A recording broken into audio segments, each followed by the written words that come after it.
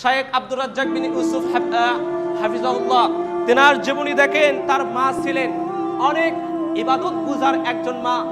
তার বাড়িতে যখন কোনো ফকির আসতো, কোনো মিসকিন যখন আসতো, আব্দুর রাজ্জাক বিন ইউসুফ হুজুরের বাড়িতে যখন কোনো মিসকিন আসতো, তখন তার মা ভিক্ষা দিতেন।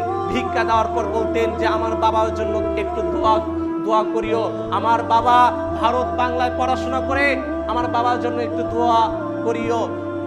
যত ফকির মিসকিন আসতেন, একদিনে যত ফকির মিসকিন আসতেন, সেই ফকির মিসকিনকে ভিক্ষা দেওয়ার পর বলতেন যে আমার বাবার জন্য একটু দোয়া করিও। দেখুন শাইখ আব্দুর রাজ্জাক বিন ইউসুফ হাফিজাহুল্লাহ তাআলা তার মা বাবার, তার মায়ের দোয়ার কারণে আজকে গোটা পৃথিবীর মানুষ তাকে এক নামে চেনে, শাইখ আব্দুর রাজ্জাক বিন ইউসুফ হাফিজাহুল্লাহ।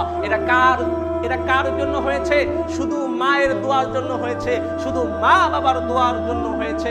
মা বাবার যদি দোয়া না থাকতো তাহলে সম্ভব হতো না। সম্মানিত উপস্থিতি, এটা মা বাবার দোয়ার পাওয়ার। মা বাবা যদি ভালো দোয়া করে, বন্দুকের গুলি মিস হতে পারে। মা বাবা যদি দোয়া করে, মা বাবার দোয়া কখনো মিস হতে পারে না। সেটা হোক ভালো দোয়া অথবা খারাপ দোয়া, যে দোয়াই হোক মা বাবা করার সাথে সাথে ডাইরেক্ট কার্যকর হবে।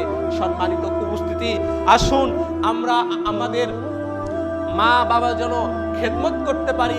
আল্লাহ রাব্বুল আলামিন যেন আমাদেরকে যেন মা বাবার খেদমত করার তৌফিক দান করে দেন, বলি আল্লাহুম্মা আমিন।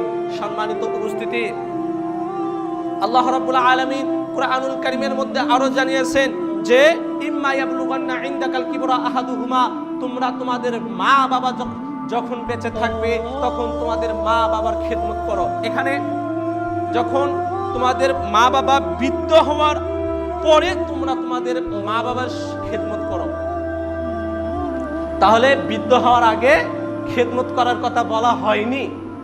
তো বৃদ্ধ হওয়ার পরে কেন খেদমত করবা? বৃদ্ধ হওয়ার আগে তোমার বাবার রক্ত তেজি থাকে, তোমার বাবার রক্ত তেজি থাকে, তখন সে নিজেই চলতে পারে। যখন বয়স্ক হবে তখন তোমরা মা বাবার খেদমত করবে। সম্মানিত উপস্থিতি, আমি যে কথা বলতেছিলাম যে মা বাবার খেদমত